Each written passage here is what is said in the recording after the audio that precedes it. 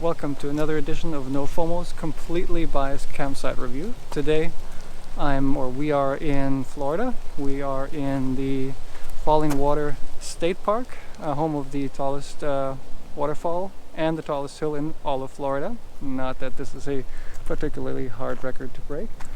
Fairly small campground, 24 places all in all. All got water and electricity hookup.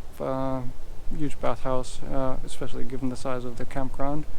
The state park is fairly small. We did crisscross every path that we could find in 54 minutes, so more a leisurely activity, but given that it's December and we have 24 degrees Celsius, it's pretty darn hard to beat right now. All in all, as you can see behind me, we're in space number 24, a little tucked away. The host is right next to us. But otherwise, on that side, we've got some, space to the next ones, and this is the boundary of the campsite, and this is where the waterfall and the little lake is.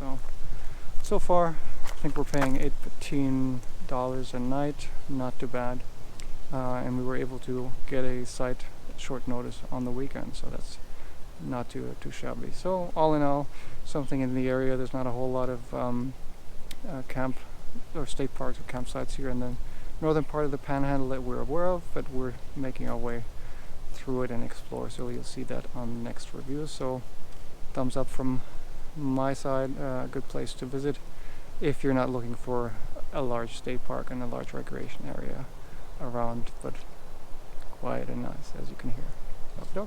So give us a thumbs up if you liked the video, subscribe to our videos, and follow us on our travels through the United States and later on across the world. Bye bye.